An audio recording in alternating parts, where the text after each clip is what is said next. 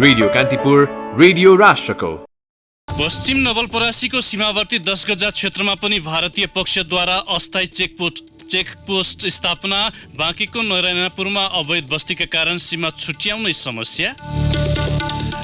कांग्रेसमा संस्थापन पक्षसँग सहमति हुन नसकेपछि वरिष्ठ नेता पौडेल पक्षद्वारा आज पनि केन्द्रीय समिति बैठक बहिष्कार गर्ने तयारी। 14औं महाधिवेशनको कार्यतालिका मुख्य विवाद।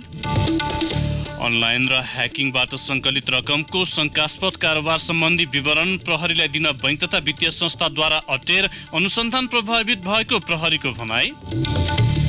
जलवायु परिवर्तन रोक्नका लागि गरिने प्रयासमा विश्वका राष्ट्रबीच सहमति हुन सकेन। अन्तर्राष्ट्रिय सम्मेलन लम्बियो। र दोस्रो संस्करणको पोखरा प्रिमियर लिग PPL आज सुरु हुँदै उद्घाटन खेलमा पोखरा पल्टन र काठमाडौँ गोल्डेन्स भिड्दै। नमस्कार, कान्तिपुर डायरीबाट सहकर्मी केशु र म प्रकाश। समाचार अब विस्तारमा। सीमा जोडिएको पश्चिम नवलपरासीको सीमावर्ती 10 गजा क्षेत्रमा भारतीय पक्षले अस्थायी चेकपोस्ट स्थापना गरेको छ। 10 गजा क्षेत्र नेपाल भारत दुवै पक्षले प्रयोग गर्न नपाइने भए पनि त्यहाँ भारतीय सीमा सुरक्षा बल SSBले नियम विपरीत स्थापना गरेको हो। भारतको उत्तर प्रदेश र बिहारसँग जिल्लाको सीमा जोडिएको छ। पाल्ही नन्दन गाउँपालिका 5 को चिमनटोलादेखि सुस्तासम्म 10 गजा छ। प्रमुख जिल्ला अधिकारी शम्भु प्रसाद मरासिनीले केही स्थानमा SSBले 10 गजा क्षेत्रमा सुरक्षा पोस्ट निर्माण गरेको बताउनुभयो। त्यसबारे सम्बन्धित निकायलाई कूटनीतिक रूपमा जानकारी गराउने उहाँले बताउनुभयो। उहाँले भन्नुभयो, अधिकांश स्थानमा दुवै पक्षबाट पालना गर्नुपर्ने नियम पूरा भएको छ। 1-2 स्थानमा 10 गजा छुने गरेर अस्थायी पोस्ट भएको भेटिएपछि तत्काल हटाउन भनिएको छ। सीमा क्षेत्रमा सशस्त्र प्रहरीका 3वटा बोर्डर आउटपोस्ट BOP छन्। भारततर्फ भने SSBका 10 भन्दा बढी पोस्ट छन्।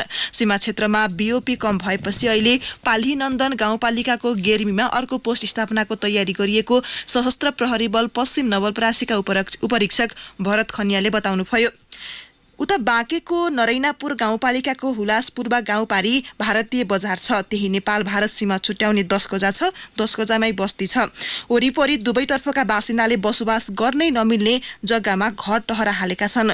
बस्ती बाक्लिँदै गएपछि अहिले सो क्षेत्रमा दुई देशबीच सीमा छुट्याउन हम्मे परेको छ। कांग्रेसको आसन्न 14औं महाधिवेशनको कार्यतालिका ल्याउन सभापति शेरबहादुर देउवा सहमत नभएपछि वरिष्ठ नेता रामचन्द्र पौडेल पक्षले आज बोलाएको केन्द्रीय कार्यसमिति बैठकमा सहभागी नहुने उद्घोष गरेका छन्। देउवा पौडेल बीच हिजो बिहान र दुवै पक्षका वार्ता टोली बीच अपराह्न भएको छलफलले निष्कर्ष निकाल्न नसकेपछि केन्द्रीय कार्यसमिति बैठकमा पौडेल पक्ष उपस्थित नहुने निचोडमा पुगेको हो। सभापति देउवासँगको छलफलपछि पौडेल पक्षको छुट्टै बैठक महामन्त्री शशाङ्क कोइरालाको निवास महाराजगञ्जमा बसेको थियो। त्यही बैठकले महाधिवेशनको कार्यतालिका ल्याउन सभापति देउवा सहमत नभएसम्म बैठकमा सहभागी नहुने निर्णय लिएको हो। केन्द्रीय सदस्य रामकृष्ण यादवले कान्तिपुरसित भन्नुभयो, संस्थापन पक्ष कार्यतालिका ल्याउन तयार देखिएन, त्यसैले आइतबारको बैठकमा पनि उपस्थित नहुने निर्णय भएको छ। आन्तरिक र समसामयिक राजनैतिक 9वटा एजेन्डा ल्याउँदा पार्टीको केन्द्रीय महाधिवेशनको कार्यतालिका प्रश्नसँग नल्याइएको भन्दै पौडेल पक्षले बिहिबारको केन्द्रीय कार्यसमिति बैठक पनि बहिष्कार गरेको थियो। बहिष्कार दोहोरिन नदिन सभापति देउवा पौडेलसँग छलफलका लागि उपसभापति विमलेन्द्र निधिलाई लिएर हिजो बिहान बोहराटार पुग्नु भएको थियो। देउवाले निधिलाई साथमा ल्याएपछि पौडेलले पनि आफ्नो पक्षबाट केन्द्रीय सदस्य हृदयराम थानीलाई साक्षीका रूपमा राख्नु भएको थियो। त्यहाँ करिब 1 घण्टा छलफल भयो। समकालीन दौतरी रहेका देउवा र पौडेलले केही छिन आपसी अविश्वास र सहयोग असहयोगका अन्तर्कथा सुनाएका थिए। देउवाले आफूलाई पार्टी सभापति भएदेखि नै पौडेलबाट असहयोग भएको गुनासो गर्नुभयो। उहाँले यसपटक सहयोग गर्न पौडेललाई आग्रह गर्दै विभागको संख्या बढाउने, नेविसङ्घको तदर्थ समिति बनाउने र तरुण दलको कार्यसमितिको विस्तार एवं 6 महिनाको म्याद थप गर्ने कार्ययोजना सुनाउनु भयो। पौडेलले आफूले पञ्चायतकालदेखि त्याग गरेको तर देउवाबाट आफूले कहिल्यै सहयोग नपाएको गुनासो पोख्नुभयो। देउवाले प्रस्तुत गरेका कार्ययोजनालाई तपसिलका विषय भन्दै पौडेलले महाधिवेशनको कार्यतालिकाको विषयमा मुख्य मुद्दा बनाउनु भयो। उहाँले वडादेखि केन्द्रसम्मको अधिवेशनको कार्यतालिका नल्याएसम्म आफ्नो समूहले बैठकमा भाग नलिने जानकारी सभापति देउवालाई स्पष्ट राख्नु भएको थियो। उपसभापति निधिका अनुसार सभापति देउवा महाधिवेशनको कार्यतालिका ल्याउने विषयमा सकारात्मक हुनुहुन्छ।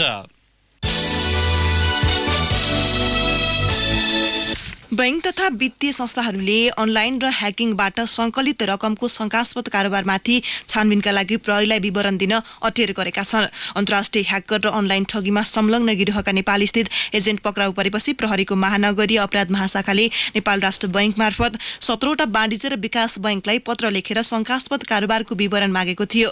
महाशाखा प्रमुख एसएसबी सहकुल थापाले ह्याकर र ठगी गर्ने गिरोहको खाता रहेका धेरैजसो बैंकले कारोबारको विवरण नदिएको बताउनुभयो। बैंकहरूले विवरण उपलब्ध नगराउँदा अनुसन्धानमा असर पुगेको उहाँको भनाइ छ। थापाका अनुसार पछिल्ला 2 वर्षमा अनलाइन ठगी र बैंक ह्याकिङबाट संकलित करिब 17 करोड रुपियाँ 17वटा बैंक वित्तीय संस्थाबाट बाहिरिएको देखिन्छ। काठमाडौँबाट मङ्सिर 23 गते पक्राउ परेका अन्तर्राष्ट्रिय ह्याकिङका नाइके नाइजेरियाली नागरिक पिटर हर्मन र बेलायतका स्मिथ मोरिसका नेपाल एजेन्ट रमेश खड्काले अपराधबाट संकलित रकम 17वटा बैंकमा राखिएको बयान दिएका थिए। खड्काको बयानपछि महाशाखाले केही बैंकको कारोबारमा सूक्ष्म निगरानी गरेको थियो। त्यस क्रममा प्रहरीले खड्काका नाममा रहेको बैंक अफ काठमाडौँको खाताबाट 3 करोड र लुम्बिनी विकास बैंकबाट 2 करोड रुपियाँ केही समयको अन्तरालमै झिकिएको भेटेको थियो। खड्काले बैंकमा भएको रकम 25% सम्म कमिसन लिएर बाँकी रकम हुन्डी मार्फत विदेश पठाउने गरेको बयान दिएका थिए। धनुषाको छिरेश्वरनाथ नगरपालिका 5 का 46 वर्षीय राजेश शाह शुक्रबार राति सुत्नु अघि शौचालय जान लागेका थिए। त्यति नै बेला उनको घरको भित्री ढोकामा रातो झोला झुन्ड्याइरहेको देखे। नजिकै पुगेर हेर्दा झोलामा प्रेसर कुकर थियो। उनी आतिदै कोठामा पसे अनि हतार हतार श्रीमती र छोराछोरीलाई लिएर बाहिर निस्किए। त्यसपछि शाह सिधै इलाका प्रहरी कार्यालय पुगे। उनले प्रहरीलाई घरमा बम राखिएको जानकारी गराए। प्रहरी निरीक्षक अमीर दाहाल खाना खाइवरी कार्यालयमै बसेका थिए। लगत्तै उनी असै मोहम्मद मुस्तफालाई लिएर शाहको घरतर्फ लागे। इन्सपेक्टर दाहालले बाटोबाटै सेनाको बम डिस्पोजल टोलीलाई खबर गरेका थिए। बम हो होइन भन्ने यकिन गर्न भन्दै उनीहरू घटनास्थल पुगे। प्रहरी पुग्दा शाहको घर वरिपरि मानिसहरू भेला भएका थिए। त्यतिबेला रातिको करिब 12 बज्नै लागेको थियो। वर्षासँगै आकाश गड्याङ गुडुङ चलिरहेको थियो। दाहालले भिड पन्छाउन सुरक्षाकर्मीलाई आदेश दिएर आफू बम राखिएको ढोकातिर अघि बढे। उनीसँगै घरधनी शाह र उनका छोरा आनन्द पनि थिए। जिल्ला प्रहरी कार्यालय धनुषाका प्रवक्ता डीएसपी रामेश्वर कार्कीले भन्नुभयो, उनीहरू 3-4 कदम परै हुँदा ठूलो आवाज सहित बम पड्कियो। कसैले बम नछुँदै पड्किएको थियो। इन्सपेक्टर दाहालले खबर गरेपछि महेन्द्रनगरमै रहेको नेपाली सेनाको बम डिस्पोजल टोली तयार हुँदै थियो। बम नै हो कि होइन यकिन गरेर फेरि खबर गर्छु भन्दै उनी शाहको घर गएका थिए। सेनाका कर्णेल अञ्जन रूपाखेतीले भन्नुभयो, डिस्पोजल टिम तयार हुँदै थियो। हाम्रो टोली घटनास्थल नपुग्दै बम पड्कियो। मध्यरातको त्यो विस्फोटमा इन्सपेक्टर दाहाल, शाह र उनका छोरा आनन्दको मृत्यु भयो। शाह र आनन्दको घटनास्थलमै र दाहालको धरान स्थित बीपी कोरेला स्वास्थ्य विज्ञान प्रतिष्ठानमा शनिबार बिहान उपचारका क्रममा मृत्यु भएको हो। विस्फोटमा शाहका कान्छा छोरा 14 वर्षीय प्रकाश शाह, 19 वर्षीय अञ्जली कुमारी शाह, 73 वर्षीय भिखारी शाह र प्रहरी जवान रिजनाथ महतो घाइते भएका छन्। विस्फोटको प्राविधिक अनुसन्धान थालेको सेनाले घटनास्थलबाट पड्केको बमको टुक्रा र अवशेष संकलन गरेको छ। कर्णेल रूपाखेतीले भन्नुभयो, बमको टुक्रा र कर्णलाई हाम्रा विशेषज्ञले केलाउँदैछन्। केही प्रत्यक्षदर्शीले प्रहरीले छोय लगत्तै बम विस्फोट भएको बताए पनि प्रहरीका प्रदेश प्रमुख डीआईजी प्रधुम्न कार्कीले आफै पड्किएको बताउनुभयो। यसैबीच धनुषामा भएको शक्तिशाली विस्फोट कुकर जडित टाइम बम भएको प्रहरीले जनाएको छ। बम शुक्रबार राति 11 बजे जडान गरिएको र 12 बजे पड्किएको प्रहरीको भनाइ छ। प्रदेश 2 का प्रहरी प्रमुख डीआईजी प्रधुम्न कार्कीले घटनास्थलमा टाइम बम भएको प्रमाण फेला परेको बताउनुभयो। उहाँले कान्तिपुरसँग भन्नुभयो, विस्फोट भएको वस्तु टाइम बम हो। घटनास्थलबाट त्यसलाई पुष्टि गर्ने चिप सहितका सबूत प्रमाण फेला परेका छन्। कसैले छोएर पड्किएको वा पड्काइएको होइन। राति 11 बजे जडान गरेर 12 बजे पड्किएको देखिन्छ। गृहमन्त्री रामबहादुर थापाले धनुषामा शुक्रबार राति भएको विस्फोटमा संलग्नलाई कारबाही गर्ने प्रतिबद्धता व्यक्त गर्नुभएको छ। उहाँले प्रहरी निरीक्षक र एकै परिवारका बाबु छोराको ज्यानै लिने गरी गराइएको विस्फोटलाई आततायी घटनाको संज्ञा समेत दिनुभयो। सेनाले जिम्मा लिएको काठमाडौँ तराई द्रुत मार्गको 55 किलोमिटर मध्ये 30 किलोमिटर ग्राभेलका लागि योग्य भएको छ। सडकको कुल लम्बाइ 72.2 किलोमिटर मध्ये 17.2 किलोमिटरमा पुल टनेल पर्छन्।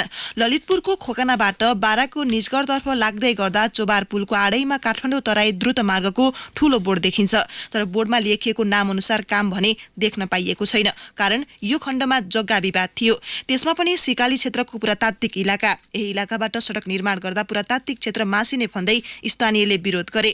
सुरुमा एसियाली विकास बैंक एडीबीको प्रस्तावित रेखाङ्कनले यही क्षेत्रबाट सडक निर्माण हुने उल्लेख गरेको थियो। अहिले स्वीकृत विस्तृत सम्भाव्यता अध्ययन डीपीआर अनुसार यो क्षेत्रलाई बाइपास गरिएको छ।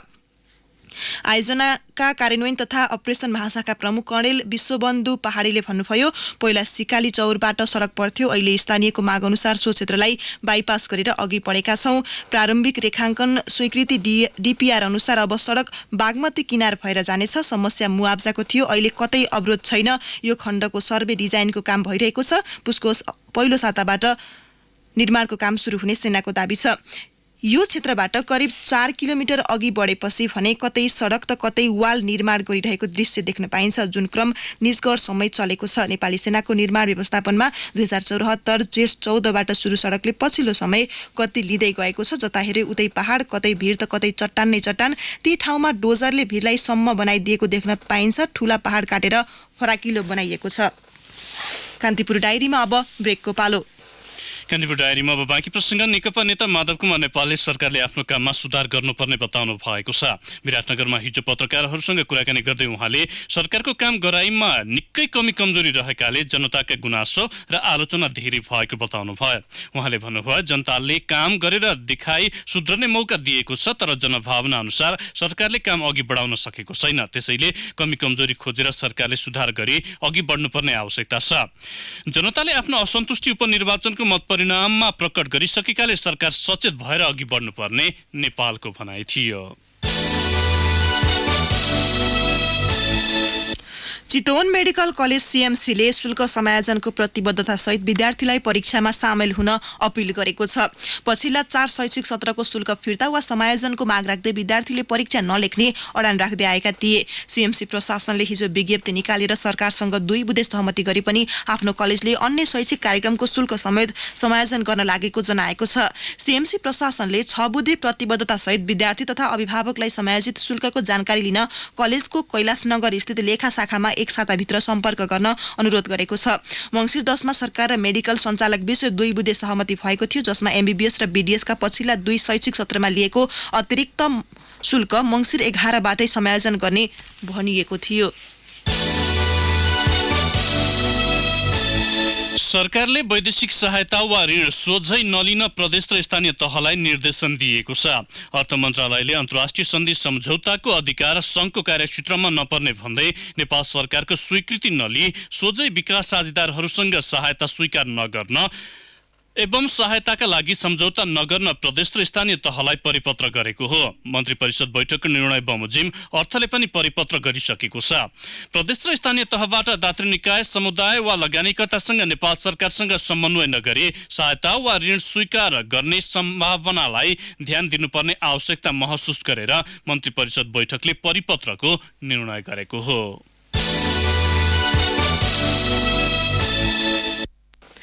अस्ट्रेलियाको सिडनी स्थित एउटै घरमा कोठा सेयर गरेर बस्ने 2 जोडीबीच झगडा पर्यो। झगडा कुटाकुटसम्म पुगेपछि उनीहरू प्रहरीसम्म पुग्नु पर्यो। स्थानीय एक वकिलको सहायतामा अहिले उनीहरू जमानतमा रिहा भएका छन्। केही समय अघि सिडनीमै रातको समयमा एक आपसमा झगडा गरेर कुटाकुट गर्दा नेपाली विद्यार्थी जेलमा पुग्न बाध्य भए। यसैगरी विदेशमा रहेकी आफ्नै प्रेमिकाको अन्तरङ्ग फोटो सार्वजनिक गरिदिने धम्की दिएका एक नेपाली विद्यार्थी समेत जेलसम्म पुग्न बाध्य भए। पछिल्लो समय नेपालीको जनसङ्ख्या बढेसँगै अस्ट्रेलियामा विभिन्न कारणले कानुनी समस्यामा फस्ने नेपालीको उदाहरण मात्रै हुन् यी घटनाहरू। आधिकारिक तथ्याङ्क नभए पनि कानुनी राज्यमा अत्यन्तै कडा रूपमा स्थापित अस्ट्रेलियाका विभिन्न जेलमा अहिले पनि करिब 3 दर्जन नेपाली विभिन्न अपराधमा रहेको यस क्षेत्रमा काम गरिरहेका वकिलको भनाइ छ। नेपाली कानुन व्यवसायीहरूका अनुसार अहिले सबैभन्दा धेरै नेपाली अस्ट्रेलिया स्थित अध्यागमन विभागको डिटेन्सन सेन्टरमा रहेका छन्। भिसा नभएको, विभिन्न कारणले भिसा शर्त पूरा नगरेको, नक्कली विवाहको संख्यामा छानबिन परेको लगायतका विभिन्न भिसा सम्बन्धी उल्झनमा परेकालाई विभागले यस्तो सेन्टरमा राख्ने गरेको छ। सांसद र मन्त्रीको चहल पहल हुने प्रदेशसभा अहिले सुनसान रहेको छ। 3 महिनादेखि प्रदेश 3को प्रदेशसभा बैठक स्थगित हुँदा सत्तापक्ष र प्रतिपक्षका सांसद बीच हुने महत्वपूर्ण बहस पूर्ण रूपले ठप्प छ भने हिउँदे अधिवेशन कहिले बस्छ भन्ने टुङ्गो समेत लागेको छैन। सरकारले बिजनेस दिन नसकेपछि प्रदेशसभाको बैठक भदौ 25 गते बजेट अधिवेशनपछि सकिएको हो। प्रदेश 3का आन्तरिक मामिला मन्त्री शालिग्राम जमरकट्टेले भन्नुभयो तत्काल प्रदेशसभाको बैठक बोलाउने विषयमा छलफल भएको छैन। प्रदेशसभालाई चाहिने आवश्यक बिजनेसको तयारीमा मन्त्रालयले आन्तरिक तयारी गरिरहेका छन्। बर्खे अधिवेशन स्थगित सँगै हिउँदे अधिवेशन सञ्चालनका लागि प्रदेश सरकारले प्रदेश प्रमुख समक्ष आग्रह गर्नुपर्ने हुन्छ। तर स्थायी राजधानी र नामाङ्करणको विषयमा सत्तापक्ष नेकपा भित्र सहमति नभएसम्म प्रदेशसभाको बैठक राख्ने पक्षमा सरकार देखिएको छैन। भवन बनाउन ठिक्क पारेको ठाउँ उत्खनन गर्दा प्राचीन ढुङ्गे धारा पत्ता लागेको छ। केही वर्ष अघिसम्म सर्वसाधारणले पानी प्रयोग गर्दै आएको काठमाडौँको हात्तीसार स्थित ढुङ्गे धारा रहेको ठाउँमा भवन बनाउन थालिएपछि सम्पदा संरक्षण अभियन्ताले विरोध गरेका थिए। किता नम्बर 2663 र 2664 मा रहेको सो जग्गा बुद्ध लक्ष्मी गुरुङको नाममा छ। 2 महिना अघि यहाँ भवन बनाउने उद्देश्यले डोजर चलाएपछि अभियन्ताले पुरातत्व विभाग गुहारेका थिए। विभागका अवकाशप्राप्त विज्ञ उद्धव आचार्यको नेतृत्वमा पुरातत्व अधिकृत विष्णु पाठक, भक्तलक्ष्मी महर्जन र प्रकाश खड्काको समूहले उत्खनन गरेको थियो। अब केही समाचार संक्षेपमा। भूकम्पले भक्तपुरको चाँगुनारायण मन्दिरमा क्षति पुर्याएपछि सुरक्षाका लागि सशस्त्र प्रहरीको अस्थायी क्याम्प मन्दिर परिसरमै राखिएको छ। सतल पुनर्निर्माणका लागि खटिएका कर्मचारी मन्दिर नजिकै बस्छन्। करिब 300 मिटरको दूरीमा महानगरीय प्रहरी प्रभाग चाँगुनारायणको कार्यालय पनि छ। गत मङ्सिर 2 गते त्यही मन्दिरबाट अष्टबाहु नारायण विष्णुको मूर्ति चोरिएको थियो। बिहिबार राति मात्र पूजामा प्रयोग हुने ढलौटका पूजा सामग्री हराए। 1 महिना नपुग्दै 2 पटक चोरी हुँदा स्थानीयले मन्दिरको सुरक्षाप्रति शंका व्यक्त गरेका छन्। हिमपातले उत्तरी गोर्खाका बस्तीहरूमा जनजीवन प्रभावित भएको छ। चुमनुर्बी गाउँपालिका अन्तर्गत सामा गाउँ र छेकम्पारमा 2 फिटसम्म हिउँ जमेको छ। हिजो बिहान 10 बजेदेखि हिउँ पर्न रोकिए पनि जमेको हिउँ नपग्लदा समस्या भएको स्थानीयले बताए। काठमाडौँको टुँडीखेललाई खुल्ला बनाउन माग गर्दै अकुपाई टुँडीखेल अभियान चलाइरहेका अभियन्ताले हिजो डोजर लगाएर खुल्ला मञ्च सफाई गरेका छन्। काठमाडौँ महानगरपालिकाले खुल्ला मञ्च खाली गराउन सक्रियता नदेखाएको भन्दै उनीहरूले डोजर लगाएर सम्याएका हुन्। उनीहरूले सो क्षेत्रमा सरसफाई समेत गरेका छन्। कान्तिपुर डायरीमा पुनः ब्रेकको पालो। कान्तिपुर डायरीमा अब आर्थिक प्रसङ्ग। अमेरिकी राजनीतिक जेम्स वाल्सको नेतृत्वमा 7 सदस्यीय अमेरिकी टोली आज नेपाल आउँदैछ। यो टोली आउनु केही साता अघि नै अस्ट्रानिस र ह्युगसले तयार पारेको प्रस्ताव काठमाडौँ स्थित अमेरिकी दूतावास मार्फत सञ्चार तथा सूचना प्रविधि मन्त्रालयमा आइसकेको छ। नेपाल जस्तो मुलुकले परम्परागत ठूलो स्याटेलाइट राख्नुभन्दा अहिले विकासको क्रममा रहेका साना स्याटेलाइट मार्फत आफ्नो ब्यान्डविथ आवश्यकता पूर्ति गर्न सक्ने र यसको लागत धेरै सस्तो पर्ने तर्कसहित पेश गरिएको प्रस्तावमाथि छलफलका लागि अमेरिकी टोली नेपाल आउन लागेको हो। Say goodbye to bad hair days. Enjoy fabulous hair every day with Livon. Hair that's gorgeous and always ready. Livon Creme Oil gives me the nourishment of overnight oiling in just 30 minutes before shampoo. Livon shampoo and conditioner are sulfate and paraben free. They cleanse gently and nourish deeply without making my hair dry. Livon serum gives me super silky, ultra glossy, frizz-free hair. So girls, now have a good hair day every day with Livon. बैंकले जस्तै बीमा कम्पनीले पनि शाखारहित बीमा कार्यक्रम सञ्चालन गर्न पाउने भएका छन्। ग्रामीण भेगमा लघु बीमा प्रोत्साहन गर्ने उद्देश्यले बीमा समितिले कम्पनीलाई यस्तो सुविधा दिएको हो। यसका लागि समितिले शाखारहित घुम्ती बीमा सेवा सम्बन्धी मार्गदर्शन 2076 जारी गरेको छ। सोही मार्गदर्शन अनुसार कम्पनीले तोकिएको मापदण्ड र सीमाभित्र रहेर बीमा घुम्ती सेवा मार्फत बीमा गर्न पाउने भएका छन्। अब अन्तर्राष्ट्रिय प्रसङ्ग। यस वर्षको मिस वर्ल्डको उपाधि जमैकाकी टोनी एन सिंहले जितेकी छन्। गैराती लन्डनमा सम्पन्न एक समारोहका बीच सिंहलाई मिस वर्ल्ड 2020 घोषणा गरिएको हो।